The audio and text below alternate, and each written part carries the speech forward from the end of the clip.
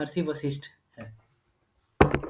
अब देखिए यहाँ पे एक कंफ्यूजिंग होता है योग वशिष्ठ और वशिष्ठ संहिता। योग वशिष्ठ और एक होता है वशिष्ठ संहिता जो आज हम लोग पढ़ेंगे।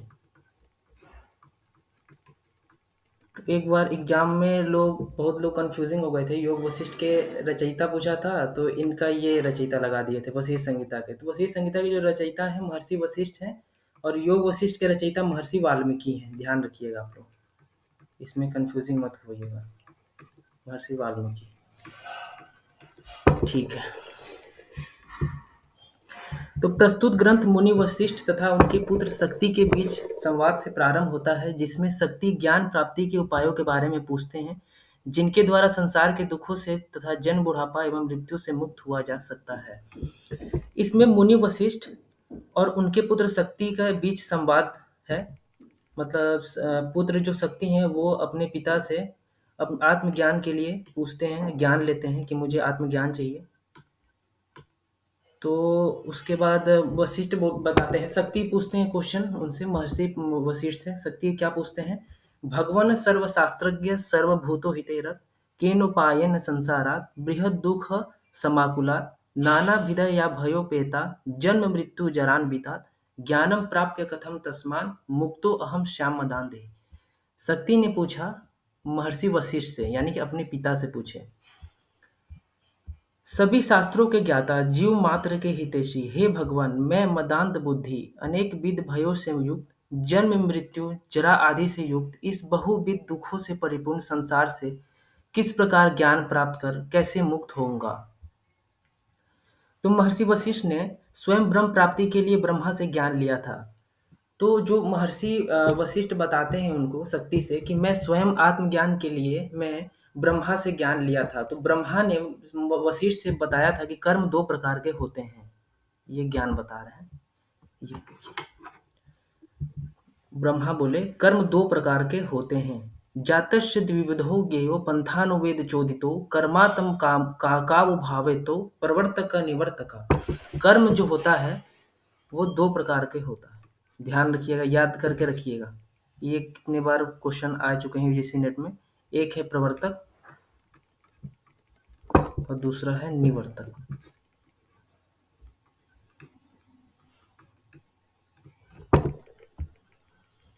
जीव मात्र के लिए प्रवर्तक एवं निवर्तक ये दो प्रकार के मार्ग वेदों के द्वारा बताए गए हैं। ये दोनों ही कर्मात्मक समझने चाहिए।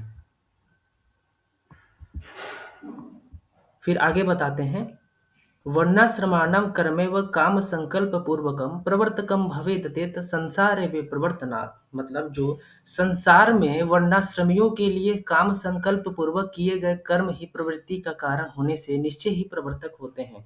जो प्रवर्तक कर्म होता है आप वैसे समझ सकते हैं, जो भगवत गीता में सकाम सकाम कर्म के बारे में बताया गया है, जो कि मुक्तिदायक नहीं है, वो फिर से संसार में बांधने के लिए होता है।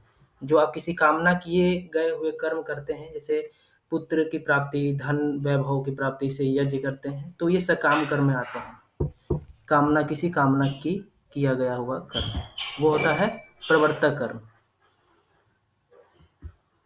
अब आते हैं निवर्तक कर्म। निवर्तक कर्म क्या होता है? तदेव ज्ञान संयुक्तम सर्व काम विवर्जितम निवर्तक कम भवेद्यजन जन्ममस्तु निवर्तता।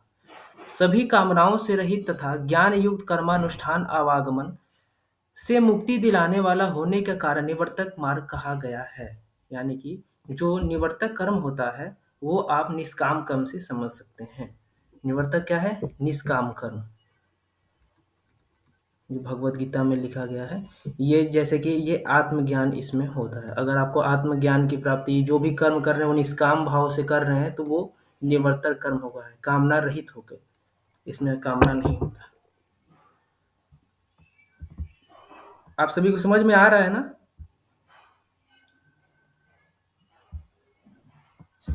चलिए,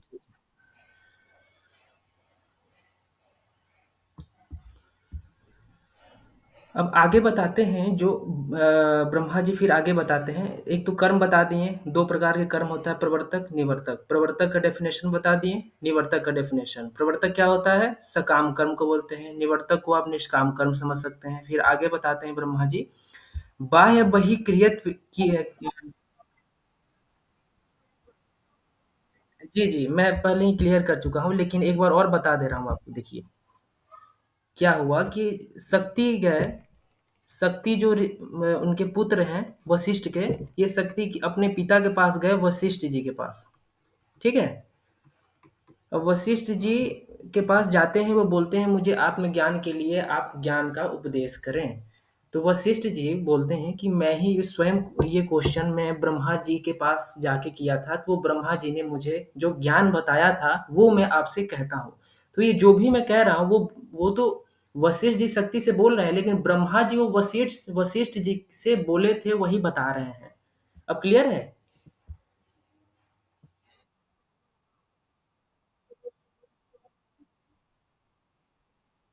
जी, जी, जी। जी, जी, जी, जी। ठीक है।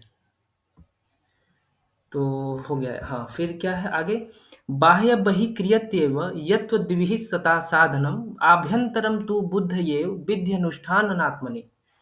इसका तात्पर्य यह है कि जो इस प्रकार वेद सम्मत साधनों से संपन्न जो बाह्य प्रयोगात्मक क्रिया होती है, उसी को बाह्य निवर्तक कर्म समझना चाहिए।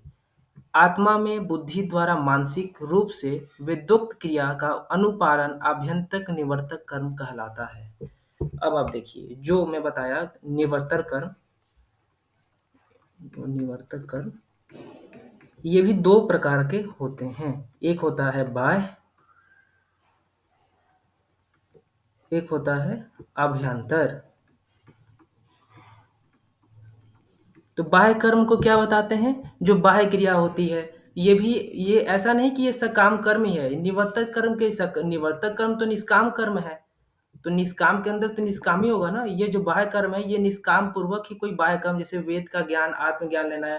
अहंकार युक्त ज्ञान नहीं है। जैसे कि आप सकाम कर्म करते हैं तो अहंकार युक्त आप ज्ञान किसी चीज को लेते हैं, तो ये निवर्तक कर्म में नहीं आएगा, वो सकाम कर्म में आएगा। तो निवर्तक में बाह्य जो होगा, जो आप ज्ञान लेते हैं, बाहरी ज्ञान लेते हैं, वेद पढ़ते हैं आत्मज्ञान के लिए, ज्ञान के लिए नहीं, जो बताया गया है ना, जैसे ज्ञानी लोग ज्यादा भटकते हैं, ईशावास्य आप पढ़ेंगे तो ज्ञानी लोग ज़्यादा भटकते हैं बजाय अज्ञानी के। तो यही बताते हैं कि जो बाह्य कर्म है, जो बाह्य होता है, वो आप जैसे कि आप धीरे-धीरे स्टेप बाय स्टेप जा रहे हैं आत्मज्ञान की तरफ, वेद पढ़ के, उपनिषद पढ़ के। और जो आभ्यंतर होता है, इसमें दरअसल ये होता है कि आप मानसिक द्वारा ध्यान करते हैं, इसमें मेडिटेशन हो गया। जैसे महात्मा बुद्ध का जो विपश्यना है, वो अब जो मेडिटेशन करते थे, वो आभ्यंतर कर्म बताया जाता था। तो आभ्यंतर कर्म में ये आएगा, बिल्कुल जो अपने अपने आत्मा के लिए ही किया गया हुआ कर्म, शास्त्र वाला नहीं है ये। आभ्यंतर मतलब अपने, जैसे कि मेडिटेशन को आप समझ सकते हैं आभ्यंतर कर्म। अब आगे बताते हैं, तयोराभ्यंतरम कुर्या नित्य कर्म यथा विधि ज्ञान भक्ति समायुक्त सदानंदमवाप्नुयात्। इन दोनों में से आभ्यंतर कर्म अनुष्ठान नित्य कर्म विधि पूर्वक ज्ञान और भक्ति से युक्त होकर करना चाहिए। इससे सतत आनंद प्राप्त किया जा सकता है। जो बताते हैं जो आभ्यंतर कर्म है वो मन लगा के, आभ्यंतर कर्म अनुष्ठान नित्य कर्म विधि पूर्वक ज्ञान से किया, भक्ति से करना चाहिए, तब तभी आपको आनंद की प्राप्ति होगा। फिर आगे बताते हैं, ज्ञानिनो अयज्ञानिनो वापि याव हेष्य साधनम तावद वर्णाश्रम प्रोक्तम कर्तव्य कर्म मुक्तय। ज्ञानी हो या अज्ञानी, जब तक शरीर रूप साधन वर्तमान है तब तक वर्णाश्रमोक्त कर्मानुष्ठान मुक्ति के लिए अवश्य करना चाहिए। जैसे कि इसमें ब्रह्मा जी बताते हैं कि अगर आप ज्ञानी हो चाहे अज्ञानी, आपको निष्काम कर्म तो जरूर करना चाहिए, तभी आप आत्मज्ञान के लिए अग्रसर होंगे। फिर शक्ति का प्रश्न, फिर शक्ति पूछते हैं। ठीक है, आपने ये सब तो बता दिया, फिर वो पूछते हैं आगे। आपने कहा कि वेद विहित कर्म को ज्ञान के साथ करने पर मुक्ति प्राप्त होती है, तो आप मुझे ज्ञान का स्वरूप बतलाएं। तो वशिष्ठ बताते हैं, ज्ञानम योगात्मकम विधि योगशात्मनि तिष्ठति स योग अष्टांग संयुक्तम सर्वधर्म स उच्यते। ज्ञान योग को योग का स्वरूप समझो और योग आत्मा की ओर ले जाता है। वह योग 8 अंगों से संपन्न है तथा वही सर्व सामान्य के लिए धर्म कहा जाता है। अच्छा, कोई बता सकता है, और इसमें तो अष्टांग योग तो अभी आपने पढ़ लिया, इसमें अष्टांग योग का उल्लेख है, लेकिन और अष्टांग योग का उल्लेख किस ग्रंथ में है, आप कोई बता सकता है?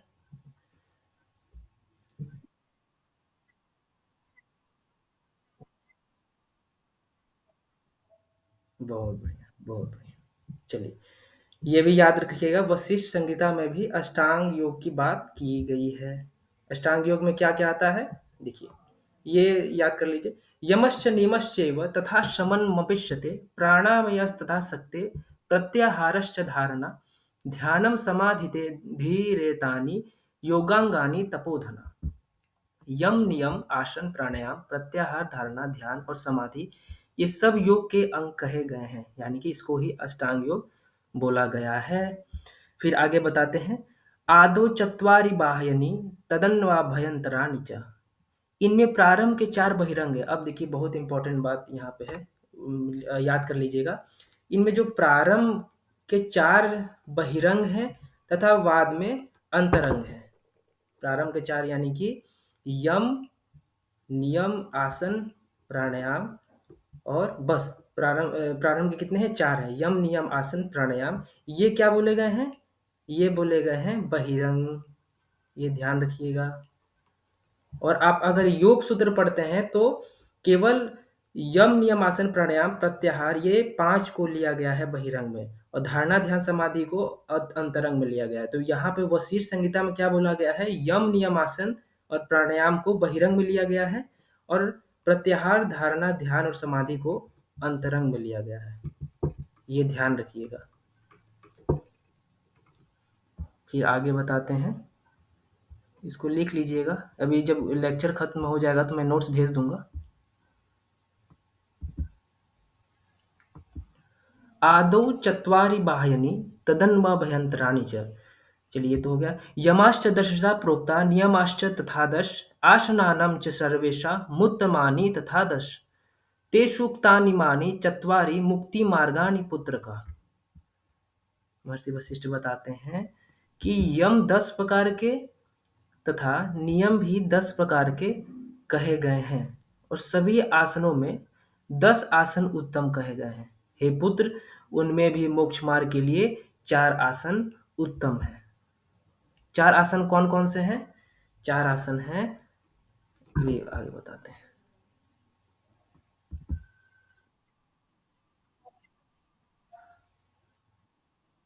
जी, अब इसमें सिद्धासन नहीं लिया गया है, इसमें मुक्तासन लिया गया है, मैं आगे भी बता दूँगा। अभी देखिए, प्राणायाम स्त्रिधा प्रोक्तः प्रत्याहार चतुर्विधः। प्राणायाम 3 प्रकार के हैं तथा प्रत्याहार 4 प्रकार के कहे गए हैं। अभी मैं प्राणायाम का जब प्रकरण आएगा तो मैं प्राणायाम का तीनों प्रकार बताऊँगा, प्रत्याहार का चारों प्रकार बताऊँगा। अभी जो सूत्र में है, सूत्र वाइज़ में हम लोग पढ़ाई कर रहे हैं, तो अभी इतना ध्यान रखिएगा। अभी आगे हम लोग पढ़ेंगे। धारणा पंचधा प्रोक्ता ध्यानम षोडा प्रकृतितम समाधि समता प्रोक्ता यावत ध्यानम पृथक पृथक। धारणा 5 प्रकार की तथा ध्यान 6 प्रकार के कहे गए हैं। पृथक पृथक सम स्थिति को ध्यान तथा अखंड सम स्थिति को समाधि कहा गया है। अब आते हैं हम लोग फर्स्ट यम पे। अब धीरे धीरे सब पे जाएंगे, सारे अष्टांग योग को हम लोग अच्छे से पढ़ेंगे। तो यम, यम इसमें 10 बताए गए हैं। यम 10 और कहाँ बताए गए हैं, ये बताइए?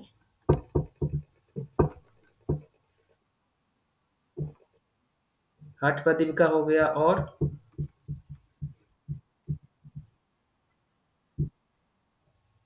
त्रिशिखी, और योग तत्व में भी है क्या? योग तत्व, चलिए आते हैं अब। अहिंसा, सत्य, अस्तेय, ब्रह्मचर्य, धृति, क्षमा, दया, आर्जव, मिताहार और शौच, ये 10 यम हैं। ठीक है। अब देखिए, अब ये जो दसों यम है, आपको डेफिनेशन पता होना चाहिए। किसका? धृति का होना चाहिए, क्षमा, दया, आर्जव, ये चारों बहुत इंपॉर्टेंट है। इसमें से क्वेश्चन 2 बार पूछ चुका है यूजीसी वाला। तो अहिंसा पहले पढ़ते हैं, अहिंसा क्या होता है? अहिंसा क्या होता है? कर्म, मन और वाणी से सर्वदा जीव मात्र को पीड़ा न देने वाला ही योगियों ने अहिंसा कहा गया है। विधियुक्तं चेद हिंसा स्यात् क्लेशनं नैव जन्तुषु विधिनोक्ते अपि हिंसा स्यादभिचारादि कर्म यत्। मतलब शास्त्रोक्त कर्म यदि प्राणियों को पीड़ा देने वाला न हो तो वह अहिंसा है, और यदि पीड़ादायक कर्म शास्त्रोक्त भी हो तो वह हिंसा है। ध्यान रखिएगा, बहुत इंपॉर्टेंट सूत्र है। अगर शास्त्र वाला कर्म अगर प्राणियों को पीड़ा देने वाला ना हो, मतलब वो अगर पीड़ा नहीं दे रहा है, तो उसको हम लोग अहिंसा में लेते हैं। अगर वो खूब मार पीट के पढ़ाई पढ़ाई करवा रहा है, एकदम बिल्कुल हिंसा दे रहा है उसको, एकदम उसके ऊपर अत्याचार कर रहा है कि तुम्हें एकदम बिल्कुल पढ़ना है, यही पढ़ना है, तो ये हिंसा में आएगा। ध्यान रखिएगा। अब सत्य के बारे में बताते हैं। सत्यं भूतहितं प्रोक्तं यथा न्यायाभिभाषणं प्रियं च सत्यमित्युक्तं सत्यमेतद् ब्रवीमि ते। प्राणियों के हित के लिए न्याय के अनुसार जो प्रिय और यथार्थ बोला जाता है उसी को सत्य कहते हैं। यह मैं तुमसे सत्य कहता हूँ। अगर देखिए, जो जो एक होता है कठोर सत्य, कि आप बोलते हैं कोई भी चीज़, जैसे कि मान लीजिए किसी का अपना कोई एक्सपायर कर गया, तो वो डायरेक्ट अगर बोल दिया तुम्हारा ये, तुम्हारे चाचा जी हैं, तुम्हारे मम्मी जी हैं, वो एक्सपायर कर गए बिल्कुल, तो ये सत्य तो है, लेकिन ये कठोर सत्य है। आपको डायरेक्ट ऐसे नहीं बात करना है किसी से। आप ऐसे बोले नहीं, तुम पहले घर आ जाओ, फिर उसके बाद अब तबीयत खराब हुआ है, डायरेक्ट आप किसी भी चीज़ को डायरेक्ट नहीं, ये जो सत्य है डायरेक्ट नहीं बोलना चाहिए। आप घुमा के बोल सकते हैं जो बुरा ना लगे किसी को। ठीक है। अब अस्ते क्या होता है? अस्ते होता है कर्मणा मनसा वाचा सर्वद्रव्येषु निष्क्रिय अस्तेयमिति तत्प्रोक्तम मनोभीष्टि तत्वदर्शिभिः। जी, सभी द्रव्यों में क्रिया मन और वाणी निष्प्रिय, ध्यान रखिएगा, निष्प्रिय रहने को ही तत्वदर्शी ऋषियों ने अस्तेय कहा गया है। निष्प्रिय क्या होता है? निष्प्रिय कोई बताएगा क्या होता है? अभी मैं समझाता हूँ। एक भगवत गीता में निष्प्रिय एक वर्ड है, निष्प्रिय।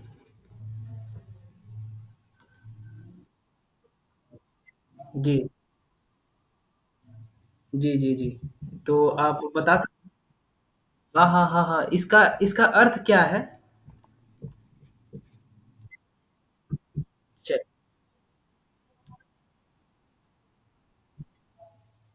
हाँ, आप 70% तो ठीक बोलिए। देखिए मैं बता दे रहा हूँ। जी, जी, जी। ठीक है। जैसे इसका जो निष्प्रिय का जो मतलब है, अर्थ है, जिसे किसी बात की आकांक्षा ना हो, इसको निष्प्रिय बोलते हैं। ध्यान रखिएगा, निष्प्रिय।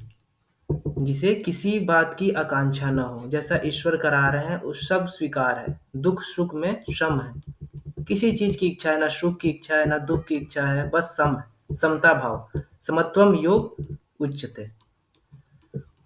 ठीक है, इसको क्या बोलते हैं? अस्तेय बोलते हैं। महर्षि वशिष्ठ बताते हैं अस्तेय क्या होता है। जो मन और वाणी से निष्क्रिय रहने को ही तत्वदर्शी ने अस्तेय बताया गया है। फिर आगे बताते हैं ब्रह्मचर्य। ब्रह्मचर्य क्या होता है? सर्वदा जीव मात्र में क्रिया मन और वाणी से सर्वत्र मैथुन का त्याग ही ब्रह्मचर्य कहा जाता है। अगर आप क्रिया के द्वारा, मन के द्वारा, वाणी के द्वारा किसी भी चीज को गलत तरीके से अपना ऊर्जा को नीचे की तरफ प्रवाहित करते हैं, तो वो मैथुन में बताया गया है। महर्षि वशिष्ठ बताते हैं यही मैथुन है। अगर यही ऊर्जा, देखिए जो ऊर्जा होता है, देखिए एक आप ये मान लीजिए कि ये ऊर्जा है, ऊर्जा का जो यहाँ पे सहस्रार चक्र है एक, ये इसको हम बोलते हैं सहस्रार चक्र, और यहाँ पे है मूलाधार चक्र, और यहाँ पे कुंडलिनी भी बताया गया है, यह कुंडलिनी है। तो कुंडलिनी का जो शक्ति है वो नीचे की तरफ प्रवाहित होता है।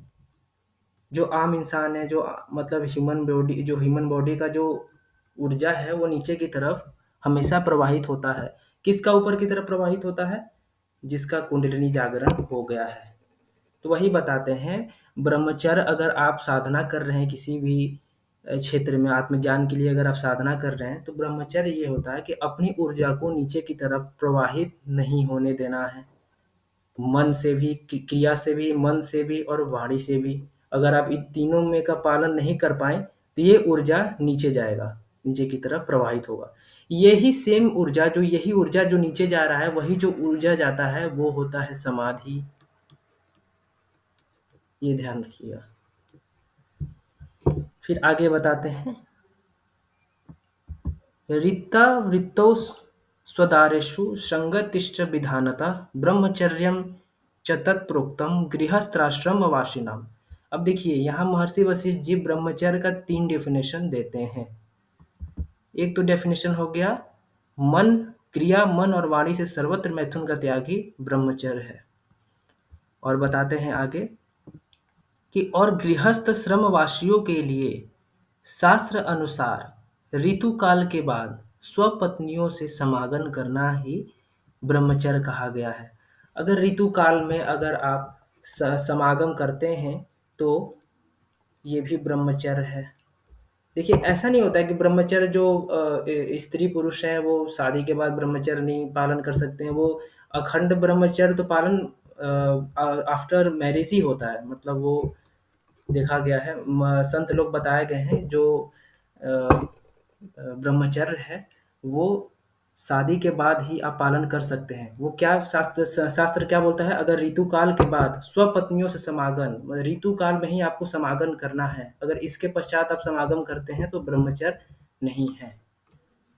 फिर आगे बताते हैं ब्रह्मचर्य का तीसरा डेफिनेशन। ये सेकंड डेफिनेशन था। तीसरा डेफिनेशन क्या है, गुरु सेवा में सदा संलग्न रहना ही ब्रह्मचर्य ही कहा जाता है। ध्यान रखिएगा, तीनों ब्रह्मचर्य का जो डेफिनेशन है आपको याद रहना चाहिए। ये आने वाले पेपर में आज आ सकता है, तो मैं पूछूंगा भी आगे कल की क्लास में। वैसे 2 से 3 दिन में वशिष्ठ संहिता में ख़त्म कर दूंगा। और जो जितने भी टॉपिक ये सब प्रीवियस ईयर क्वेश्चन से मैं लिया गया हूँ। ऐसा नहीं कि ये मैं कहीं से उठा दिया हूँ, ये टेक्स्ट बुक से सारा उठाया गया नोट्स है। और प्रीवियस ईयर क्वेश्चन एनालिसिस करके ही मैं नोट्स बनाया हूँ। एक भी क्वेश्चन आपको छूटेगा नहीं अगर ये सारा आप क्वेश्चन ये नोट्स अगर अच्छे से पढ़ लेते हैं तो। धृति, धृति क्या होता है, अर्थहानौ च बन्धूनां वियोगे वापि संपदां तेषां प्राप्तौ च सर्वत्र चित्तस्य स्थापनम धृति।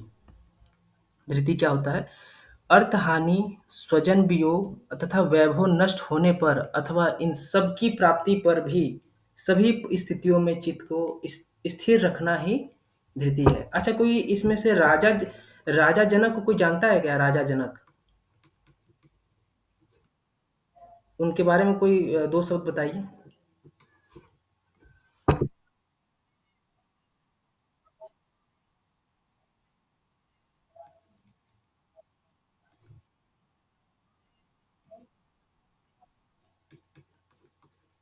वो शादी भी किए थे, उनकी पुत्र भी थीं और इतना वैभव भी था, धन भी था, फिर उसके बाद भी वो आत्मज्ञानी थे।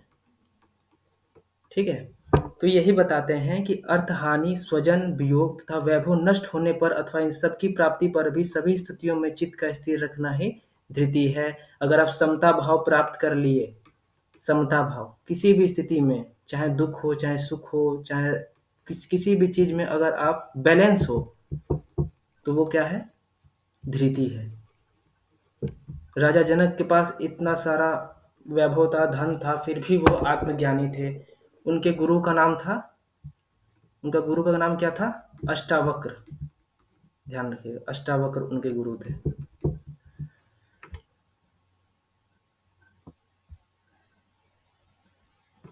एक सेकंड। धृति का डेफिनेशन, ये जो यम नियम का जो 10 डेफिनेशन है आपको अच्छे से आना चाहिए वशिष्ठ संहिता के अनुसार। ध्यान रखिएगा आप सभी। क्षमा, क्षमा क्या होता है, प्रिय अप्रिय सभी जीवों में समता का भाव रखना ही क्षमा है, ऐसा वेदवादी विद्वानों ने कहा है। अगर अप्रिय सभी जीवों में समता का भाव अगर है तो वो क्षमा है, ऐसा वेदवादी विद्वानों ने कहा है। ध्यान रखिएगा। दया, दया क्या होता है, दूसरों के प्रति स्वजन एवं मित्र के प्रति अथवा शत्रु के प्रति सदैव करुणा बुद्धि।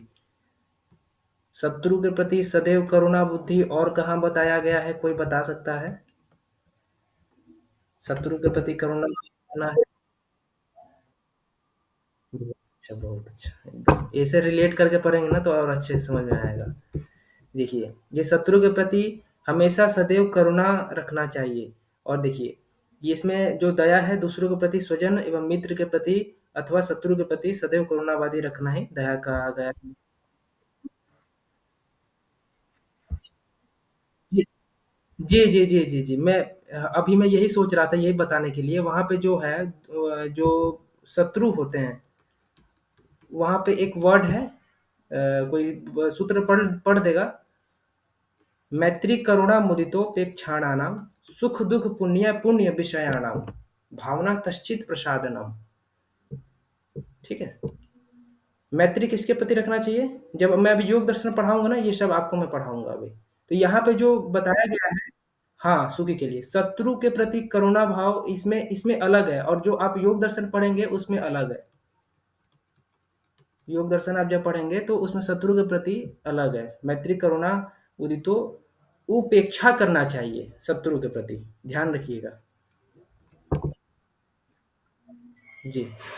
आर्यों के बारे में, आर्यों आते हैं, इस जब मैं योग दर्शन पढ़ाऊंगा ना और अच्छे से आपको मैं क्लियर कराऊंगा। ये कितने 3 से 4 बार क्वेश्चन आ चुका है चित्त प्रसादन से।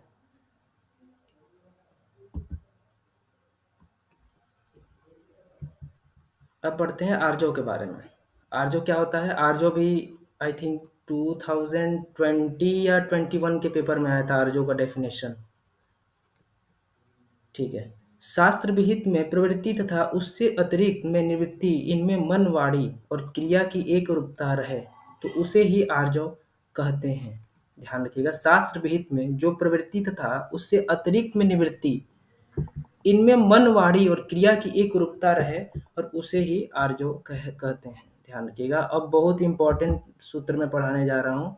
जो श्लोक है ये है, इसमें से 2 बार क्वेश्चन बन चुका है। क्या है? अष्टौ ग्रासा मुनेरुक्ता षोडश षोडश अरण्यवासिनां द्वात्रिंशस्य गृहस्थस्य यथेष्टं ब्रह्मचारिणां उक्तमेतानमेतमिताहार मन्ये सामल्य भोजनम। इसका तात्पर्य क्या है? सन्यासियों के लिए 8 ग्रास। कौर, कौर समझते हैं ना? कौर, जैसे एक कौर होता है, 2 कौर, जैसे आप उंगली से, जैसे मम्मी खिलाती थी पहले अपने हाथों से, तो उसको कौर बोलते थे ना हम लोग। 1 कौर, 2 कौर, 3 कौर। तो ग्रास मतलब क्या होता है? कौर होता है, ध्यान रखिएगा। तो जो सन्यासियों के लिए है, सन्यासी, महर्षि वशिष्ठ बताए हैं उनके लिए 8 ग्रास। इसको एकदम बिल्कुल याद कर लेना है। और वानप्रस्थ के लिए कितना है? 16 ग्रास। वानप्रस्थ के लिए 16 ग्रास। और गृहस्थ के लिए 32 ग्रास। 32 ग्रास। और ब्रह्मचारी के लिए यथेष्ट, वो उसके लिए कोई निषिद्ध नहीं है ब्रह्मचारी।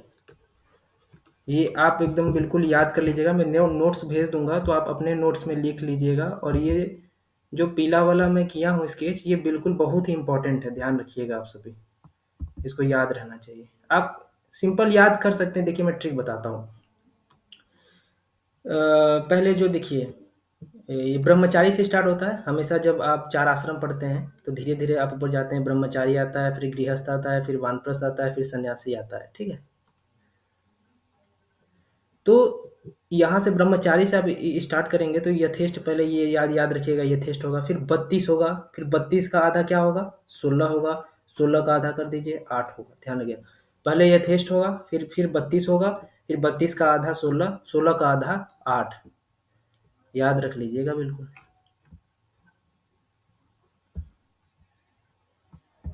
अब आते हैं शौच के ऊपर। यम के अंदर शौच है। क्या योग दर्शन के अंदर भी शौच दिया गया है?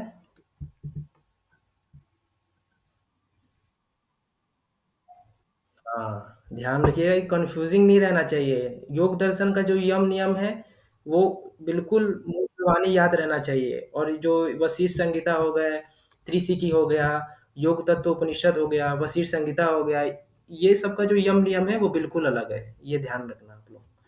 तो शौच के बारे में ये बताते हैं। जो हम एक बार और बता दूं, जो योग दर्शन में नियम के अंदर ही शौच है। शौच संतोष तपस स्वाध्याय ईश्वर प्रणिधानाद्वा, ठीक है।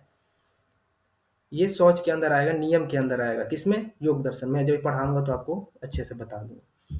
तो शौच में बताते हैं क्या होता है शौच। शौचम च द्विविधम प्रोक्तम बाह्यभ्यंतरम तथा मृज्जलाभ्याम स्मृतम बाह्यम मनः शुद्धि तथांतरम मनः शुद्धिश्च विज्ञेया धर्मेणाध्यात्म विद्या। मतलब शौच दो प्रकार के कहे गए हैं, बहिरंग तथा अंतरंग। मिट्टी और जल से बहिरंग तथा मन की शुद्धि को अंतरंग शौच कहा गया है। अगर आप बाहर से शरीर को साफ करते हैं, आउटर लेयर को, स्किन को, तो मिट्टी से, जैसे मिट्टी और जल के द्वारा अगर आप शरीर का शुद्धि करते हैं तो वो बहिरंग कहा जाता है। अगर मन की शुद्धि करते हैं, मन की शुद्धि कैसे होती है?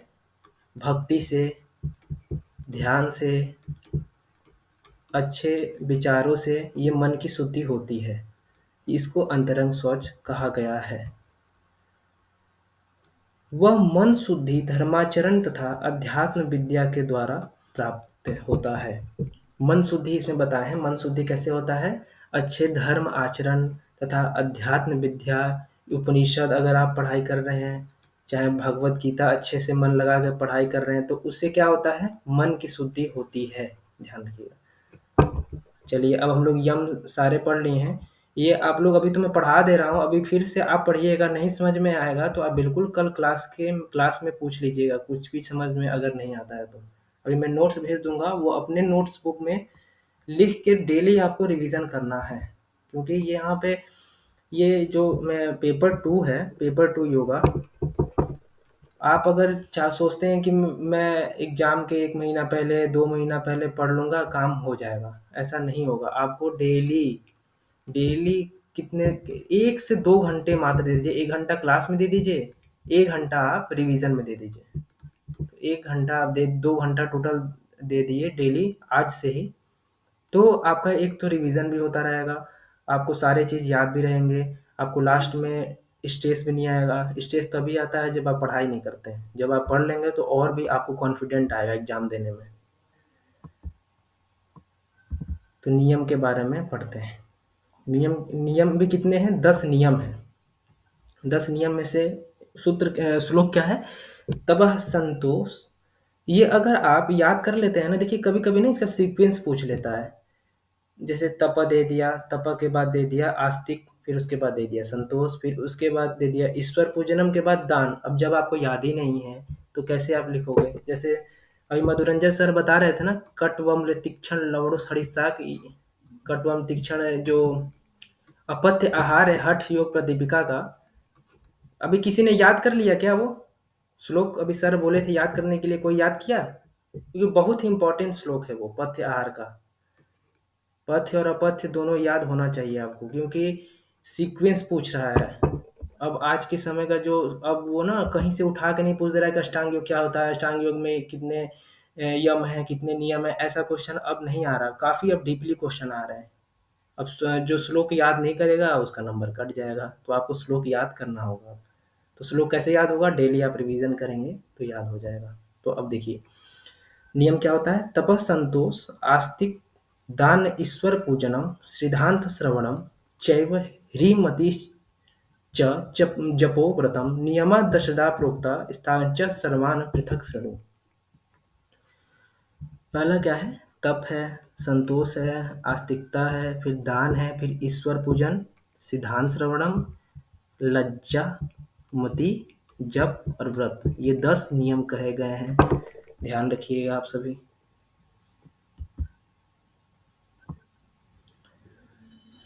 तब क्या होता है? कठोर चंद्रायण आदि व्रतों के द्वारा शास्त्रोक्त मार्ग से शरीर की शुद्धि को ही तप में उत्तम तप कहा गया है।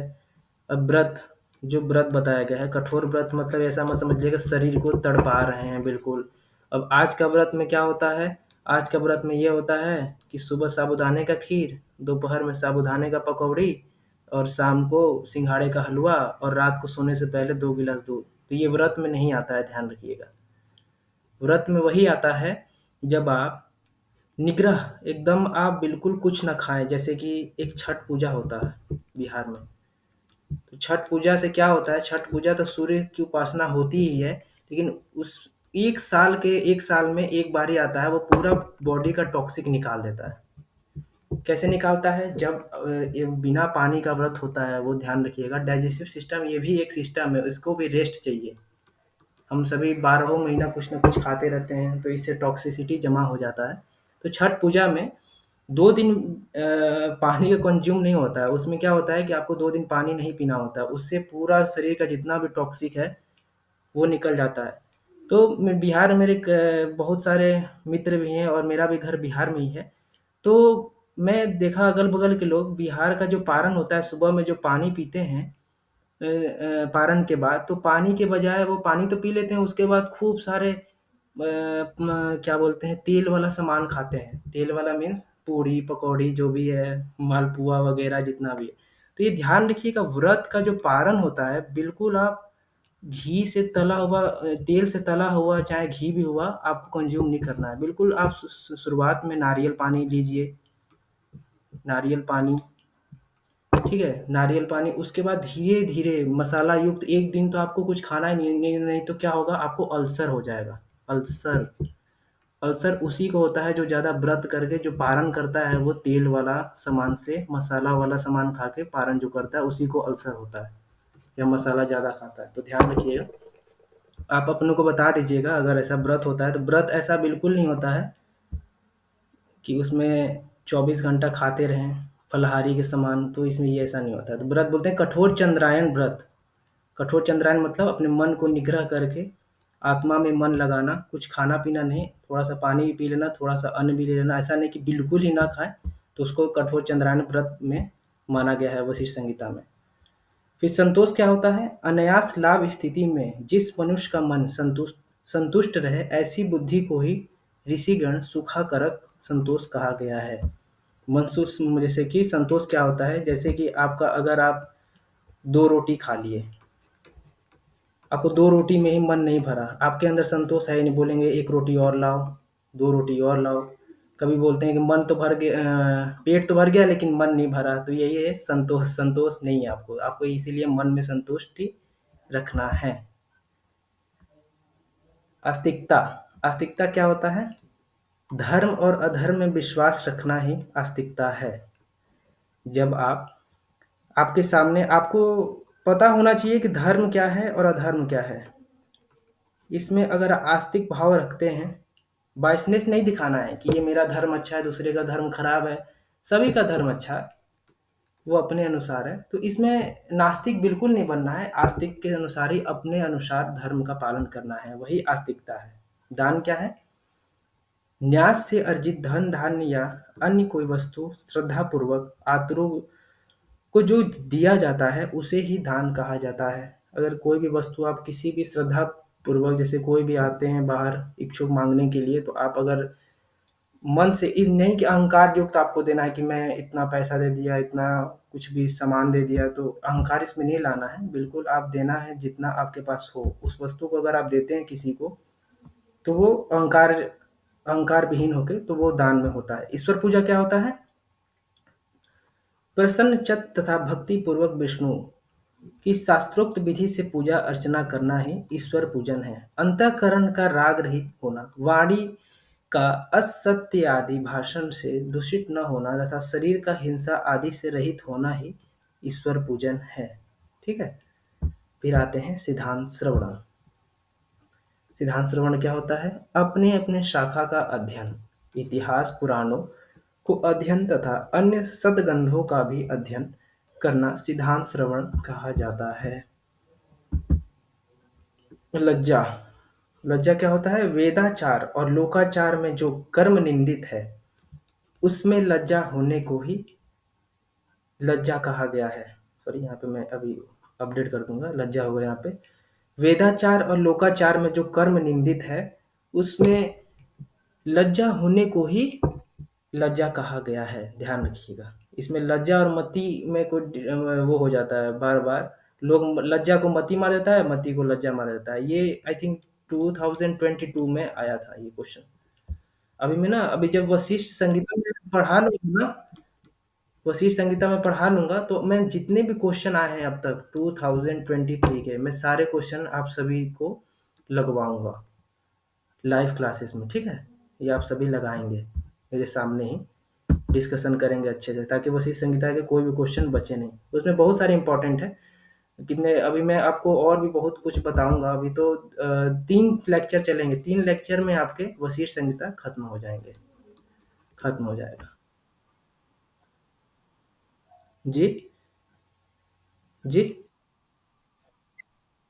जी जी जी जी जी जी, ही ह्रीमति जप हुतम, ह्रीमति जप हुतम, जब श्लोक में पढ़ेंगे तो आ जाएगा।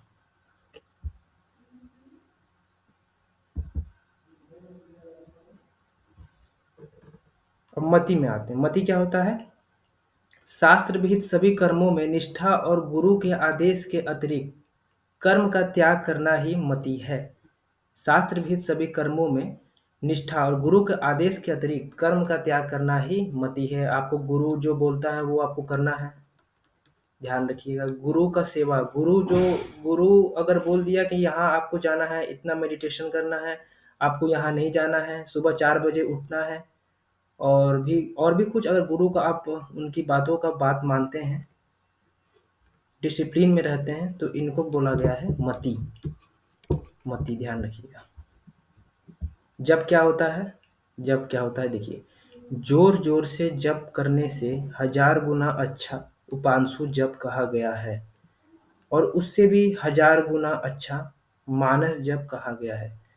देखिए, एक होता है जोर जोर से चिल्ला चिल्ला के, एक कोई बोलता है राम राम राम राम राम राम राम राम बोलता है जोर जोर से, बिल्कुल कि अगल बगल के लोग भी डिस्टर्ब हो जाते हैं। तो इससे अच्छा बताया गया है उपांशु। उपांशु मतलब आप ओठ के द्वारा राम राम का उच्चारण कर रहे हैं, जैसे आपका बस केवल ओठ ओठ जो है ऊपर नीचे हो रहा है। और उससे भी 1000 गुना श्रेष्ठ कौन सा जप है? मानस जप बोला गया है। जब आप मन के द्वारा ही, मन में ही राम राम का उच्चारण कर रहे हैं, किसी को डिस्टरबेंस नहीं हो रहा है, तो किसी को पता भी नहीं चल रहा। कोई होता है दिखाता है कि मैं इतना जप कर रहा हूँ राम राम, जानबूझ के जो आ जाता है तो भगवान का नाम लेने लगता है, तो वो जप नहीं है, वो दिखावटी है। फिर आगे बताते हैं व्रत। एक सेकेंड जी। तो व्रत क्या होता है? प्रसन्न चित्त गुरु द्वारा पूर्व प्राप्त उपदेश और आज्ञा के अनुसार धर्म, अर्थ और काम की सिद्धि के लिए जो अनुष्ठान का पालन होता है, वह व्रत है। प्रसन्न चित्त गुरु द्वारा पूर्व प्राप्त उपदेश और आज्ञा के अनुसार धर्म और अर्थ और काम की सिद्धि के लिए जो अनुष्ठान का पालन किया जाता है, वह व्रत होता है, ध्यान रखिएगा। अब आते हैं तीसरा। तीसरा क्या है? आसन है। पहला क्या था? यम था। फिर दूसरा नियम। पहला यम, सेकंड नियम, अब तीसरा में हम लोग आते हैं आसन। अब आपको जितने भी इसमें आसन दिए हैं आपको याद रखना है।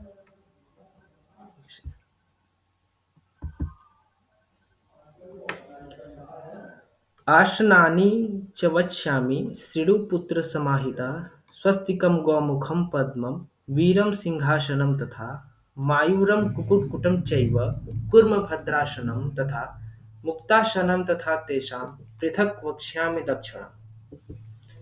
कितने आसन बोले गए हैं इसमें? 10 आसन बोले गए हैं वशिष्ठ संहिता में। अब जल्दी से मुझे हठ प्रदीपिका में बताइए कि कितने आसन बताए गए? 15 आसन ना? ठीक है। और वशिष्ठ संहिता में कितने आसन? 10। ध्यान रखिएगा। अब कौन कौन से हैं आसन हैं देखिए। पहला है स्वस्तिक, दूसरा है गौमुख, तीसरा है पद्म, पद्मासन, चौथा है वीरासन, सिंहासन, मयूरासन, कुक्कुट आसन, कूर्मासन, भद्रासन, मुक्तासन। अब दसों आसन में से एक आसन नहीं है। आप बता सकते हैं एक आसन जो प्रमुख आसन है वो एक आसन नहीं है, कौन सा आसन है वो? सिद्धासन है। लेकिन ध्यान रखिएगा जो इसमें मुक्तासन का टेक्निक बताया गया है वो सिद्धासन सिद्धासन का ही टेक्निक है। लेकिन यह जो जो सिद्धासन का वर्ड है, सिद्धासन का वर्ड लेके यहाँ पे मुक्तासन का वर्ड यूज किया गया है। आपको बता दिया जाएगा, कोई नेक्स्ट क्वेश्चन में ये आएगा कि इनमें से कौन से आसन वशिष्ठ संहिता में नहीं दिए गए हैं? तो एक ऑप्शन हो जाएगा सी सिद्धासन। तो आप सोचेंगे सिद्धासन तो दिया गया था। तो ये ध्यान रखिएगा, सिद्धासन है लेकिन सिद्धासन का नाम है मुक्तासन। अगर सिद्धासन दे दिया तो बिल्कुल गलत हो जाएगा, क्योंकि सिद्धासन का जो वर्ड है वो बताया नहीं गया है। सिद्धासन की जगह मुक्तासन का वर्ड है। दसों आसन का क्रम या क्रम तो नहीं याद करिएगा, बस ये याद रखिएगा कि कितने आसन हैं। स्वस्तिकासन कितने हैं, गौमुखासन, पद्म, वीरासन, सिंहासन, मयूरासन। अब जो आसन का जो टेक्निक है ना, वो बिल्कुल हठ योग प्रदीपिका के अनुसार ही लगेंगे। तो सर आपको बता दिए हैं, तो मैं टेक्निक आपको नहीं बताऊंगा क्योंकि इसमें टाइम जाएगा। तो जो आपको टेक्निक आपको सर बताए हैं सारे आसनों का, वो सेम लागू होगा इसमें भी। ठीक है। अब द्वितीय अध्याय में आते हैं। द्वितीय अध्याय में फिर शक्ति का प्रश्न होता है, किससे? महर्षि वशिष्ठ से। अब जल्दी बताइए कि शक्ति का जो प्रश्न होता है महर्षि वशिष्ठ से, वो शक्ति उनके क्या लगते हैं महर्षि वशिष्ठ के? ठीक है, क्लियर होना चाहिए। अब बताते हैं शक्ति का प्रश्न क्या है। नाड़ी शुद्धि का उपाय बताइए। नाड़ियों की उत्पत्ति किस प्रकार होती है? उनके धारण की विधि क्या है? कंद किस प्रकार का है? कितने वायु होते हैं? उनके पृथक पृथक स्थान क्या है? वशिष्ठ का उत्तर। अब देखिए, ये आपको जो पीला वाला है ना, वो तो एकदम मुंह जवानी याद होना चाहिए, ध्यान रखिएगा। मैं इसीलिए पीला से इसको वो कर दिया हूँ, स्केच कर दिया हूँ। जो शरीर का परिमाण है वो 96 अंगुल होता है। 96। अच्छा, अंगुल किसी को पता है क्या? अंगुल क्या होता है? मैं अंगुल के बारे में बता रहा हूँ, ठीक है। देखिए, किसी को पता है तो बताइए अंगुल क्या होता है। ये तो मैं बताऊंगा अभी थोड़ी देर में।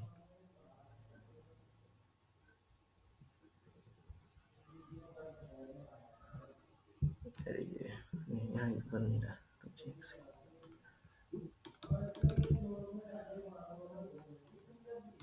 चलिए मैं बता दे रहा हूँ अंगुल के बारे में। मान लीजिए ये आपका अंगूठा, बीच वाला उंगली। तो ये मान लीजिए आपका जो ये उंगली है बीच वाला, चाहे ये फर्स्ट फिंगर, ये इसका विड्थ जो होता है वो अंगुल होता है। ये एक उंगली में बना बना रहा हूँ, देखिए।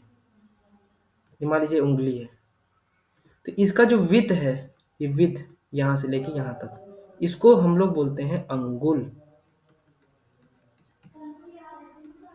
अंगुल। जैसे हठयोग प्रदीपिका में पढ़ेंगे, धोती का लंबाई चौड़ाई चतुरंगुल विस्तारम हंस हस्त पंच दशायतम। 15 हाथ लंबा, 4 अंगुल चौड़ा। ये सब आपको भी सर अभी पढ़ाएंगे। तो अंगुल का आपको मतलब याद होना चाहिए। कोई अगर पूछता है अंगुल क्या होता है तो आप बताइएगा। ये जो क्वेश्चन में अगर आता है तो जो विद होता है, वो क्वेश्चन आ सकता है कि अंगुल होता क्या है। तो अंगुल विद होता है, ना कि ये होता है। आपको विद समझ में आ रहा है ना, विद क्या होता है? हाँ, जैसे सिलेंडर है, सिलेंडर का विद हम लोग निकालते हैं ना। ठीक है, तो ये विद, जैसे उंगली है, उंगली का जो विद है पूरा दोनों घुमा के जो हम लोग वो लेते हैं विद, आप समझ समझ रहे होंगे विद क्या होता है। तो इसको हम लोग अंगुल बोलते हैं, ये ध्यान रखिएगा। चलिए आगे बढ़ते हैं। तो बताते हैं शरीर का जो परिमाण है वो 96 अंगुल होता है। शरीर के दोनों पार्श्व में अस्थियों की संख्या 32 है। ये 4 बार क्वेश्चन आ चुका है, 4 बार। ध्यान रखिएगा, यूजीसी नेट जा रखे। 32 अस्थियां होती हैं, ध्यान रखिएगा। नाड़ियों की संख्या कितनी होती हैं? 72,000। जिनमें से अभी प्रमुख 14 नाड़ी होती हैं। अभी मैं टोटल नाड़ी की बात कर रहा हूँ, जब नाड़ी वाला जब अध्याय पे जाऊंगा तो आपको 14 नाड़ी के बारे में अच्छे से बताऊंगा। शरीर से बाहर प्राण की गति कितना है? 12 अंगुल है, ध्यान रखिएगा। ये देखिए, शरीर का परिमाण और ये शरीर से बाहर प्राण की गति में लोग कंफ्यूजिंग हो जाता है, तो दोनों आपको अच्छे से आना चाहिए। शरीर से बाहर प्राण की गति होता है 12 अंगुल, और शरीर का जो परिमाण है वो है 96 अंगुल। जहाँ प्राण की वर्ड की आए, जब अगर प्राण वर्ड आता है तो वहाँ 12 आएगा, ध्यान रखिएगा। और जहाँ शरीर वर्ड आता है वहाँ 96 होता है। ऐसे याद कर सकते हैं आप कि शरीर हमेशा बड़ा होता है तो इसीलिए ये बड़ा अंक है 96, और प्राण हमेशा छोटा होता है तो इसीलिए 12 है। ये ध्यान रखिएगा।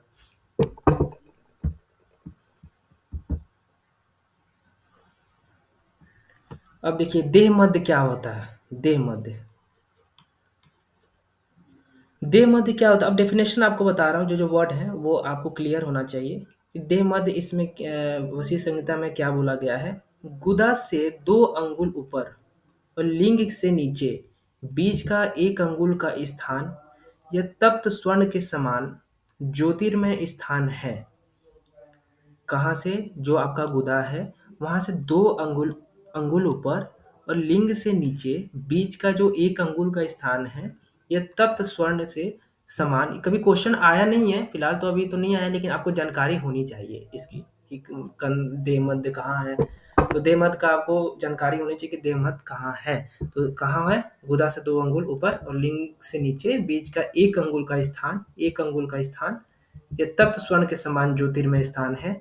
यह मनुष्यों में त्रिकोण, पशुओं में चतुर्भुज और पक्षियों में अंडाकार है। मनुष्य, हाँ ये क्वेश्चन एक बार आया है तो ये याद होना चाहिए आपको। मनुष्यों में किसके समान है, त्रिकोण के समान है। पशुओं में किस किसके समान है, चतुर्भुज, क्वाड्रिलेटरल, आप लोग जानते होंगे ये चतुर्भुज है। और पक्षियों में क्या है, अंडाकार है। याद कैसे करें, पक्षियों का जो पेट होता है, जो पक्षियों का पेट होता है वो हमेशा वो होता है, गोलाकार होता है, ध्यान रखिएगा। तो ये पक्षियों में जो इसका जो वो होता है, ज्योतिर्मय स्थान है वो है अंडाकार, अंडाकार है, ध्यान रखिएगा। और पशुओं में क्या है, पशुओं का देखिएगा, जो मान लीजिए ये गाय है तो गाय का 4 पैर होता है, ध्यान रखिएगा।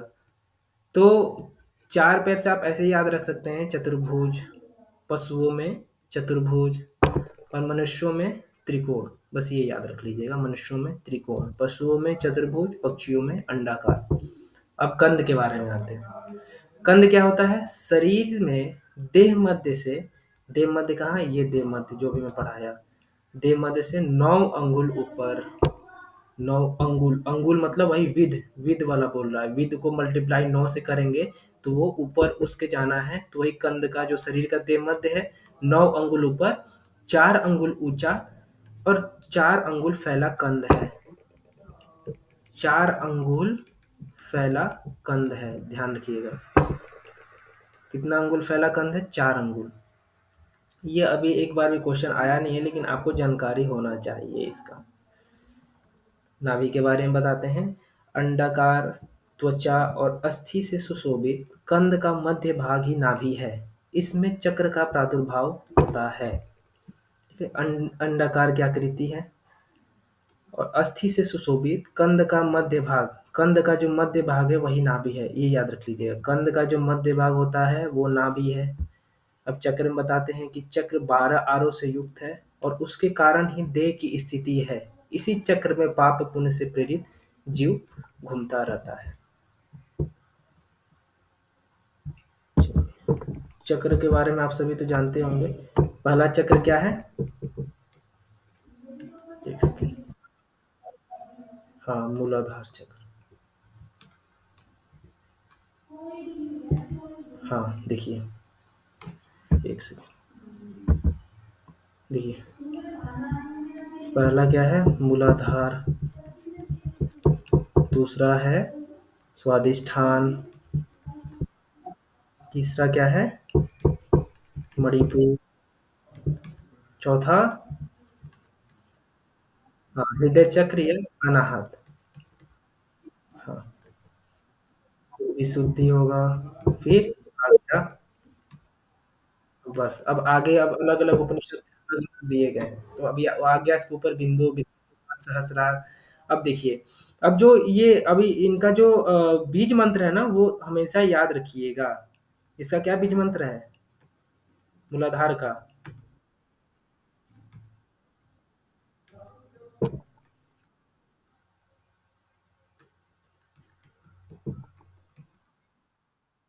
ध्यान रखिएगा। लवर, यहम, ओम, लास्ट में ओम, इस सब का बीज